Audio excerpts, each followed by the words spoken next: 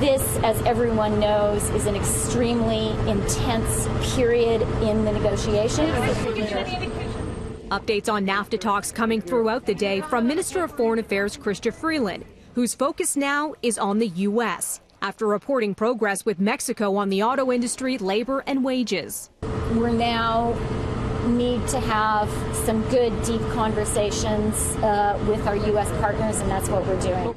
Freeland speaking in Washington during her first full day rejoining NAFTA negotiations since ending her trip to Europe early, rushing to D.C. yesterday after Donald Trump announced a trade deal with the U.S. and Mexico that did not include Canada.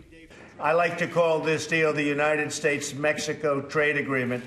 I think it's an elegant name. Today, Trump saying talks with Canada are going well. Are you optimistic? I think so. I think Canada very much wants to make the deal, and I think it's going to be obviously very good for Canada if they do, and I think it's probably not going to be good at all if they don't. We have a very good relationship. They're in the White House right now. We're negotiating with them right now, and they want to be a part of the deal. And we gave till Friday, and I think we're probably on track. NAFTA talks today between the U.S. and Canada, focusing in part on dispute settlement.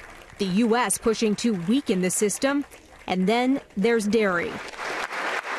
Justin Trudeau visiting Kapuskasing in Northern Ontario today, defending Canada's supply management system amid questions over whether Canada is willing to open up access to its supply-managed dairy market and drop tariffs on some U.S. dairy products. The states are making too much milk, and they want to dump that into our system.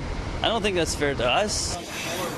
In June, this Ontario dairy farmer telling CityNews that the removal of supply management would be the death of the Canadian dairy industry. And it just opens the door for them to dump their milk into our system, which we don't need. Getting back to Trudeau, the Prime Minister addressing Trump's Friday deadline, saying it is possible a deal could be reached.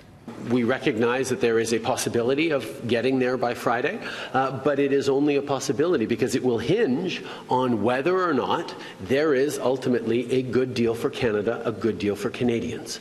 I've said from the very beginning, no NAFTA deal is better than a bad NAFTA deal. Talks between Freeland and her U.S. counterpart stretching into the late afternoon, early evening, with what appears to be their final meeting of the day, set for 5 o'clock D.C. time.